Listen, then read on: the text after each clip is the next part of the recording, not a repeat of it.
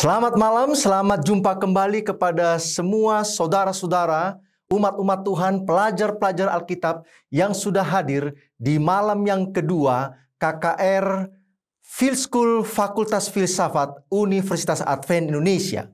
Kami ingin menyapa Bapak Ibu, saudara-saudaraku yang kekasih, yang berada di daerah Bandar Lampung dan sekitarnya, yang sudah mengikuti kebaktian kebangunan rohani ini sejak kemarin malam hari Minggu dan sekarang malam yang kedua. Saya berharap Bapak Ibu saudara-saudara semua akan hadir tiap-tiap malam sampai nanti kepada hari Sabat penutupan KKR Field School Fakultas Filsafat Universitas Advent Indonesia. Malam hari ini kita akan belajar satu pelajaran yang penting yang berjudul Kasih Allah yang beresiko. Sebelum kita akan belajar firman Tuhan, mari kita sama-sama berdoa. Tuhan Allah Bapa kami dalam kerajaan sorga, pada malam hari ini kami sudah berkumpul meskipun melalui media Zoom ini untuk belajar firman Tuhan, melanjutkan pelajaran yang sudah dipelajari kemarin malam dan yang akan dipelajari selanjutnya sampai kepada hari Sabat yang akan datang. Urapi kami dengan Roh Kudus-Mu Tuhan. Berikanlah kami kuasa dari sorga agar kami boleh mengerti kasih Allah yang luar biasa yang telah Kau berikan kepada kami. Inilah doa kami ya Tuhan. Dalam nama Yesus kami berdoa. Amin. Baik saudara-saudaraku yang kekasih dalam Tuhan, kasih Allah yang beresiko. Kasih Allah yang dianugerahkan kepada manusia itu bukan tanpa resiko. Ada resiko yang dihadapi oleh Allah. Ada resiko yang harus ditanggung oleh Allah ketika Allah menyatakan kasih-Nya kepada manusia. Saudara yang dikasih dalam Yesus Kristus, the greatest gift from heaven, pemberian hadiah terbesar yang diberikan sorga kepada manusia. Apa itu? Jawabannya sederhana saudara-saudara. Itulah kasih Allah yang diberikan secara cuma-cuma kepada manusia. Saya membaca tentang sebuah kisah seorang anak konglomerat dari negeri Cina. Konglomerat ini bernama Joseph Lau. Dia adalah pengusaha sukses miliarder yang baru saja memberikan kado istimewa kepada putrinya yang berulang tahun, ulang tahun yang ke-7. Saudara tahu apa yang diberikan kepada sang putri? Itulah perhiasan-perhiasan dari berlian, perhiasan-perhiasan dari permata yang mahal. Dan saya hitung-hitung dalam catatan itu dikatakan bahwa total hadiah bagi sang putri yang baru berumur 7 tahun adalah 665 miliar, saudara-saudara.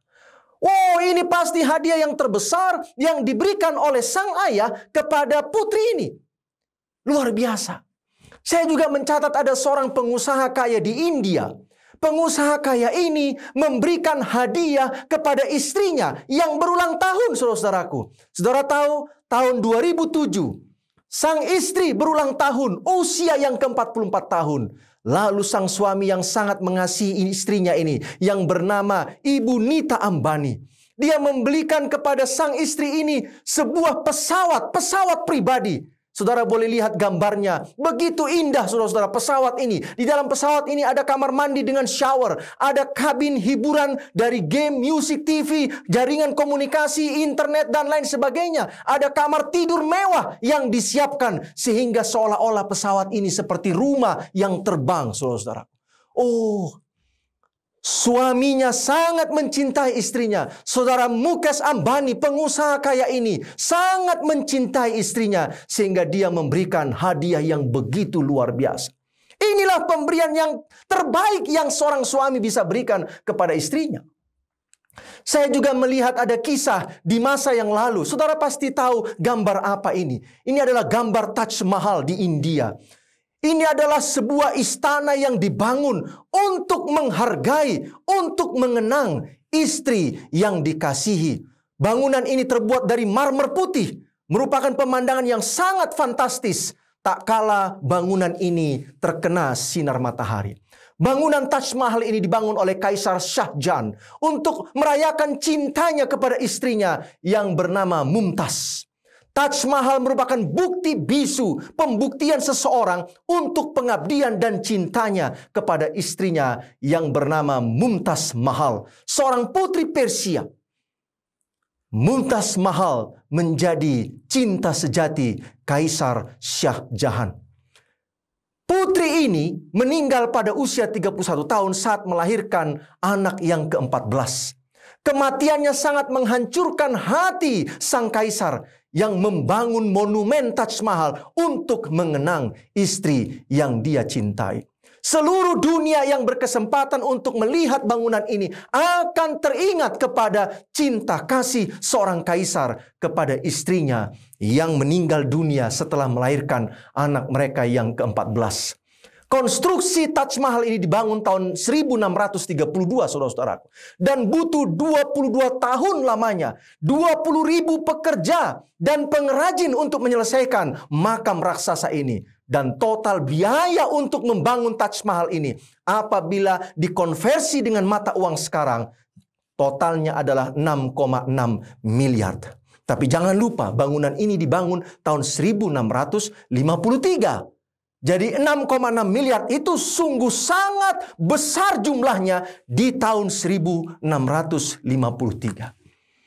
Inilah beberapa orang yang mencoba menghargai putri mereka, mencoba menghargai istri mereka, dan memberikan hadiah yang terbaik yang mereka dapat berikan kepada putri orang-orang yang mereka kasihi. Bagaimana dengan Tuhan kita? Ada sesuatu yang sulit kita terima pada malam hari ini, saudara, seperti yang dicatatkan dalam Alkitab. Allah itu datang ke dalam dunia menjadi sama dengan dunia manusia dalam wujud Yesus Kristus. Allah datang ke dunia ini, dia menjelma menjadi manusia, hidup sama dengan manusia, menderita seperti manusia menderita. Hanya untuk menunjukkan, memberikan kasih terbesar yang sorga bisa berikan kepada manusia. Ayat itu ada dalam Yohanes 3 ayat yang ke-16. Banyak orang yang menyebutkan inilah ayat inti dari seluruh kitab suci kita ini. God's only Son promises eternal life. Anak tunggal Allah itu menjanjikan kehidupan yang kekal bagi manusia.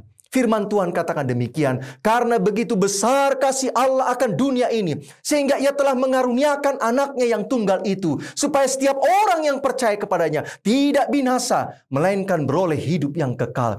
Ada resiko yang diambil oleh Tuhan untuk memberikan kasihnya kepada manusia. Apa resikonya? Anaknya yang tunggal, Allah itu sendiri, harus datang menjadi manusia dan hidup bersama dengan manusia. Bahkan mati di kayu salib hanya untuk saudara dan saya, agar kita beroleh hidup yang kekal. Dari ayat yang saya bacakan dalam Yohanes 3:16, ada beberapa poin penting yang saya mau bagikan kepada saudara-saudara, umat-umat Tuhan, pelajar-pelajar Alkitab yang menyaksikan program KKR ini melalui Zoom. Yang pertama, kasih yang terbesar. Kasih Allah adalah kasih yang mengherankan. Inilah yang terbesar yang sorga bisa berikan kepada manusia, yaitu anaknya sendiri, Yesus Kristus. Kasih yang terbesar ini, ia mau mencintai dunia yang bobrok dan berdosa ini. Ini bukan tanpa resiko, saudara-saudaraku. Karena boleh saja manusia itu menolak anak Allah yang datang ke dunia ini. Karena boleh saja manusia itu akan menolak Yesus sebagai Tuhan dan Juru Selamat. Dan buktinya saudara boleh baca di Alkitab. Di zaman Yesus hidup, banyak orang yang menolak Yesus. Meskipun pada saat yang sama, banyak orang menerima Yesus sebagai Tuhan dan Juru Selamat mereka. Bahkan sampai di zaman sekarang, sampai nanti di zaman akhir, banyak orang akan menerima Yesus dan banyak juga orang yang akan menolak Yesus. Allah mau tunjukkan kepada manusia bahwa dia mencintai dunia ini, mencintai manusia yang dia ciptakan dengan semua isinya. Hal kedua yang saya mau sampaikan kepada kita adalah hadiah yang terbesar. Kasih yang terbesar, itulah anaknya dicurahkan datang ke dunia ini menjelma menjadi manusia. Sekarang hadiah yang terbesar. Apa hadiah terbesar yang sorga berikan? Tuhan tidak berikan kepada kita tanaman sebagai hadiah terbesar. Tuhan tidak berikan kepada kita mobil sebagai hadiah yang terbesar. Tuhan tidak memberikan kepada kita rumah yang indah sebagai hadiah yang terbesar. Tuhan memberikan kepada kita anaknya sendiri. Adakah seorang ayah mau mengorbankan anaknya untuk orang lain? Belum tentu, saudara-saudaraku, belum tentu. Allah itu mau memberikan anaknya sendiri. Inilah hadiah yang terbesar yang sorga berikan kepada manusia. Tidak ada yang lebih besar dan lebih hebat daripada pemberian anaknya sendiri untuk kepentingan orang lain, kepentingan manusia. Bagian yang ketiga yang dicatat di sini adalah iman yang terbesar. Yohanes 3 ayat 16 katakan, karena begitu besar kasih Allah. Kasih ini adalah yang terbesar. Sehingga ia mengaruniakan anaknya yang tunggal. Inilah hadiah yang terbesar. Supaya setiap orang yang percaya kepadanya tidak binasa. Penekanannya kepada percaya itu. Bagaimana supaya kita bisa mendapatkan kasih yang terbesar? Bagaimana kita bisa mendapatkan hadiah yang terbesar? Maka kita memerlukan iman. Malam hari ini, saudara-saudaraku yang kekasih, kita perlu iman untuk mendapatkan hadiah yang terbesar dan kasih yang terbesar. Yang percaya kepada Yesus Kristus, dia tidak akan binasa. Iman yang terbesar adalah iman yang percaya kepada Yesus Kristus sebagai Tuhan dan Juru Selamat. Malam ini saya mau bertanya kepada saudara-saudara, para pelajar Alkitab, yang sudah belajar Alkitab dengan para hamba-hamba Tuhan, para mahasiswa-mahasiswa dari Fakultas Filsafat UNAI. Apakah saudara percaya bahwa Yesus adalah Juru Selamat saudara? Apakah saudara percaya bahwa Yesus adalah kasih terbesar bagi manusia? Apakah saudara percaya bahwa Yesus adalah hadiah yang terbesar bagi manusia? Kalau kita tidak menerima Yesus sebagai Tuhan dan Juru Selamat, maka kita sudah menolak kasih yang terbesar yang Tuhan berikan bagi manusia, bagi saudara dan saya. Hal yang keempat yang kita pelajari dari Yohanes 3 yang ke-16. Kasih yang terbesar, hadiah yang terbesar, iman yang terbesar, dan sekarang hidup yang terbesar. Apa hidup yang terbesar? Supaya setiap orang yang percaya kepadanya tidak binasa, melainkan beroleh hidup yang apa? Yang kekal. Hidup bersama di dalam Yesus adalah hidup yang terbesar. Hidup bersama di dalam Yesus bersama dengan Allah di sorga, hidup selama-lamanya adalah hidup yang terbesar. Di dunia ini hidup kita tidak berarti. Hidup kita akan berarti di dunia ini kalau kita hidup di dalam Yesus. Karena orang yang tidak percaya kepada Yesus, mereka akan binasa. Pertanyaannya adalah, mengapa Yesus harus datang ke dunia ini? Karena manusia tidak bisa menyelamatkan dirinya sendiri. Ketika manusia jatuh dalam dosa, kita tidak bisa menyelamatkan diri kita, saudara-saudaraku. Manusia perlu di luar dirinya untuk menyelamatkan dirinya. Dalam Yesaya pasal 64 ayat yang ke-6 firman Tuhan katakan, demikianlah kamu sekalian seperti orang najis, dan segala kesalehan kami seperti kain kotor. Dengan usaha kita sendiri kita tidak bisa menyelamatkan hidup kita, saudara-saudaraku. Dosa manusia tidak bisa dicuci dengan amal perbuatan baik kita. Itu sebabnya saudara dan saya membutuhkan kekuatan di luar diri kita untuk menyelamatkan kita. Dan kekuatan itu hanyalah pada Yesus Kristus. Darah Yesus yang akan mencuci, membersihkan, membuat putih pakaian-pakaian kotor kehidupan kita ini. Kita adalah orang najis. Itu sebabnya Yesus harus datang. Ketika manusia berdosa di Taman Eden, saudara-saudaraku, Tuhan yang datang ke Taman Eden memberikan kepada manusia itu pakaian dari kulit binatang untuk menutupi ketelanjangan mereka. Adam dan Hawa sudah membuat pakaian dari daun-daunan, tetapi ketelanjangan mereka masih terlihat. Itu sebabnya Tuhan datang menawarkan kepada Adam dan Hawa pakaian dari kulit binatang. Mengapa Yesus harus datang ke dunia ini? Jawaban yang kedua adalah karena Allah tidak ingin ada satupun yang binasa. Tidak ada satupun yang binasa. Tuhan inginkan semua selamat, termasuk saudara yang ada di ruang Zoom sekarang ini. Termasuk keluargamu sekarang ini yang duduk bersama dengan engkau di tempat di mana engkau berada. 1 Timotius 2 ayat 4 ayat katakan, yang menghendaki supaya semua orang diselamatkan dan memperoleh pengetahuan akan kebenaran. Ada orang katakan Tuhan mau supaya saya binasa. Tidak. Alkitab tidak pernah katakan bahwa Tuhan menghendaki satu orang pun di dunia ini binasa. Saudara dan saya binasa atau tidak, hidup kekal atau tidak, itu karena pilihan kita. Itulah tadi iman yang terbesar. Kalau kita percaya, kita berhak mendapatkan kehidupan yang kekal. Allah tidak mau satu pun di antara kita yang sekarang ada di ruang Zoom ini binasa. Dia ingin supaya kita selamat. Nah, apa arti kata menyelamatkan? Allah ingin menyelamatkan semua orang di atas dunia ini. Dalam bahasa Yunani, kata menyelamatkan itu adalah zozo. Ada dua arti tentang kata zozo ini. Yang pertama adalah menyelamatkan seseorang yang mendapatkan cedera atau bahaya secara fisik. Menyelamatkan seseorang dari sakit penyakitnya, membuat orang itu sembuh, mengembalikan kepada keadaannya seperti semula. Itulah arti pertama zozo, menyelamatkan secara fisik yang sakit, yang mengalami luka atau cedera. Tetapi arti yang lain daripada kata zozo, menyelamatkan itu adalah menghindarkan seseorang dari penghukuman akhir zaman. Apa itu? Kematian kekal. Jadi kata zozo mengandung arti yang sangat dalam, yaitu keselamatan bukan hanya fisik kita, tetapi juga jiwa kita. Tuhan akan mengubahkan tubuh kita ketika nanti Yesus datang yang kedua kali. Itu fisik kita. Tetapi Tuhan juga akan menyelamatkan kita sehingga kita semua masuk ke dalam kerajaan sorga menjadi manusia-manusia yang abadi, tidak akan mati. Apa yang manusia peroleh dari penyelamatan Kristus ini? Allah sudah mengambil resiko itu. Dia sudah kirimkan anaknya mati di kayu salib, bangkit dari kematian. Ada resiko di pihak Tuhan. Ada resiko dari pihak Tuhan kalau manusia ini menolak keselamatan yang diberikan melalui Yesus Kristus.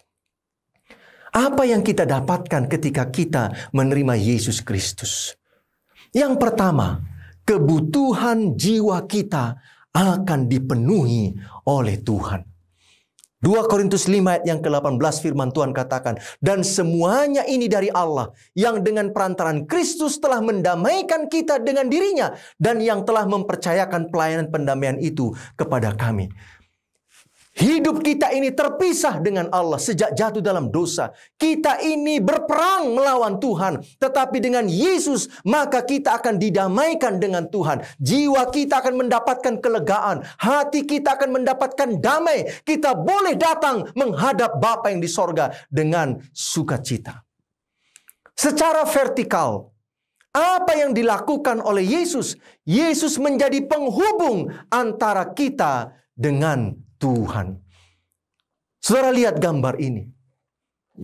Yesus menjadi jembatan agar kita boleh datang kepada Allah. Inilah yang kita dapatkan. Rasa haus kita itu, haus akan keselamatan, dipenuhi oleh Yesus Kristus. Secara horizontal juga, Yesus akan membuat kita boleh berdamai dengan orang lain. Setelah secara vertikal Yesus mendamaikan kita dengan Bapa, maka secara horizontal kita akan hidup berdamai dengan orang lain.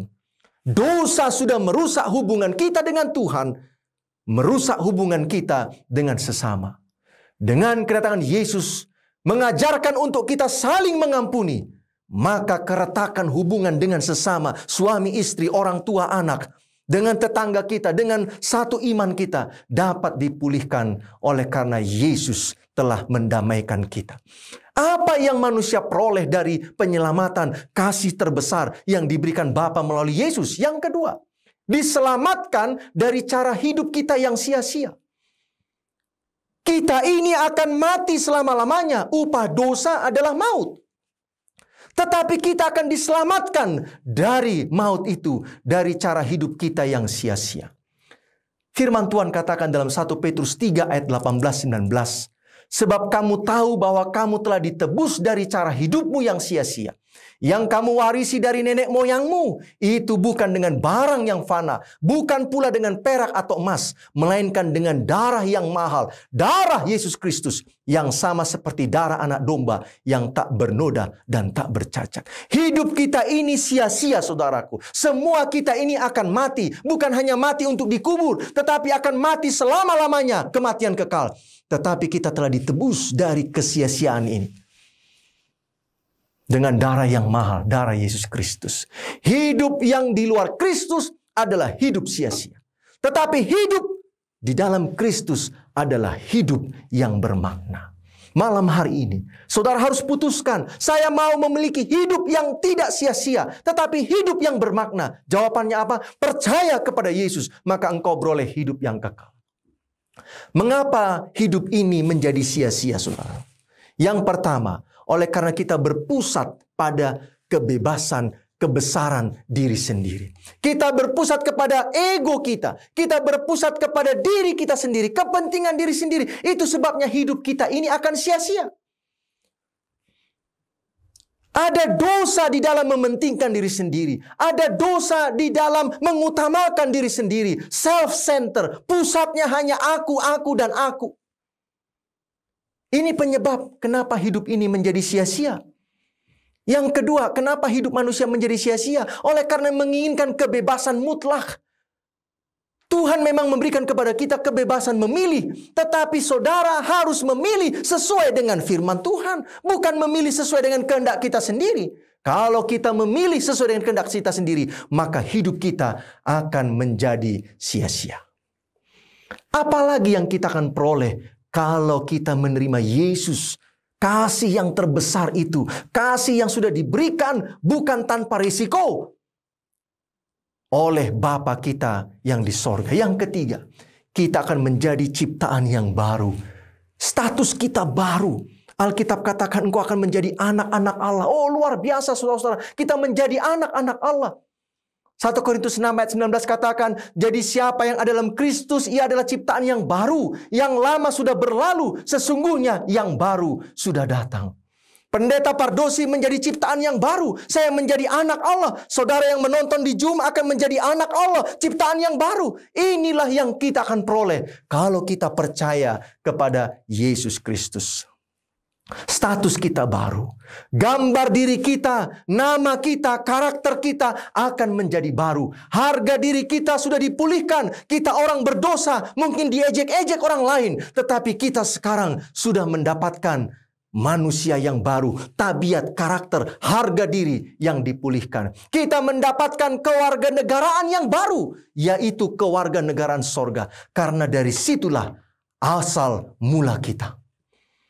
Yang keempat, apa yang manusia dapatkan? Manusia akan mendapatkan keadaannya akan dipulihkan. Ada sakit penyakit, ada duka cita, ada cacat secara fisik. Keadaan kita akan dipulihkan, saudara-saudaraku. Yang susah dihiburkan, yang sakit disembuhkan, yang miskin akan diperkaya, yang dipenjara akan dibebaskan, yang lemah akan dikuatkan. Saudara boleh baca dalam Matius pasal yang kelima. Berbahagialah orang yang miskin, berbahagialah orang yang lemah lembut, berbahagialah orang yang berduka, dan lain sebagainya. Justru ada kebahagiaan ketika kita hidup di dalam Yesus Kristus. Malam hari ini, saudara-saudara yang kekasih, sorga memberikan kepada kita kasih yang luar biasa. Kasih itu ada risikonya, saudara-saudaraku. Allah sudah memberikan anaknya. Anak ini harus mati di kayu salib. Kalau saudara baca di Alkitab, Yesus berdoa di Taman Getsemani. Ada satu kegelisahan dalam hatinya. Apa itu kegelisahannya? Apakah dia akan bangkit nanti dari kematian? Kalau Yesus tidak bangkit dari kematian, maka terjadilah perpisahan kekal antara Bapa dengan anak. Maka terjadilah kematian kekal kepada manusia yang diciptakan oleh Tuhan. Bukan tanpa risiko. Pada saat yang sama, Tuhan juga tahu manusia itu degil hatinya. Mereka akan menolak Yesus Kristus. Mereka akan menolak Yesus Kristus. Malam hari ini saudara-saudara, saya tidak mau kita termasuk orang yang menolak Yesus Kristus. Allah sudah mengambil risiko itu. Dia datang ke dunia ini menjadi sama dengan manusia, menjadi hamba, menjadi orang yang mendapatkan penganiayaan, bahkan dipukul, disalibkan, diludahi saudara-saudara. Inilah risiko yang diambil oleh kasih yang terbesar, hadiah yang terbesar itu. Apa yang saudara akan lakukan untuk menyambut kasih yang terbesar, hadiah yang terbesar? Jawabannya adalah kita harus punya iman yang terbesar. Iman yang terbesar untuk menerima keselamatan. Malam hari ini, misi utama Yesus datang ke dunia ini adalah memulihkan hidup mereka yang terpinggirkan, yang tersingkirkan dalam arena kehidupan yang keras dan kejam ini. Kejam oleh karena adanya dosa. Kejam oleh karena orang-orang saling menyakiti satu dengan yang lain. Tuhan mau pulihkan kehidupan kita. Misi Yesus ke dunia ini adalah misi penyelamatan. Menyelamatkan manusia dari cengkeraman dosa dan cara hidup kita yang sia-sia. Yesus harus datang ke dunia ini karena dengan usaha kita sendiri, kita tidak mampu menyelamatkan diri kita. Malam hari ini saudara-saudaraku, saya mau bertanya kepada kita, mari kita merenungkan sejenak di dalam hati kita. Tuhan sudah berikan kasih yang luar biasa, kasih yang terbesar. Tuhan sudah berikan hadiah yang terbesar, anaknya sendiri. Dia tidak kirim malaikat untuk mati bagi kita. Tidak bisa. Malaikat bukan pencipta, malaikat ciptaan yang sama dengan kita. Dia sudah memberikan yang terbesar, hidup yang terbesar. Itulah kehidupan yang kekal. Malam hari ini, jangan sia-siakan kasih yang terbesar, hadiah yang terbesar, hidup yang terbesar yang sorga sudah berikan kepada saudara dan saya. Jangan sia-siakan. Jawabannya hanya satu. Terimalah Yesus Kristus. Terimalah Yesus Kristus. Percayalah kepada Yesus Kristus bahwa Dia adalah juru selamat kita. Ajak suamimu. Ajak istrimu, ajak orang tuamu, ajak anak-anakmu. Katakan kepada mereka, hidup yang terbesar, kasih yang terbesar, hadiah yang terbesar sudah dikaruniakan Allah kepada kita. Itu sudah dilakukan oleh Yesus Kristus. Kita harus menerima Yesus. Kita harus menerima Yesus sebagai Tuhan dan Juru Selamat kita. Maka malam ini, keselamatan itu datang dalam hidupmu. Rumah tanggamu akan dipulihkan kalau seandainya rumah tanggamu sedang bermasalah. Anak-anakmu akan dipulihkan kalau seandainya anak-anakmu ini sedang bermasalah.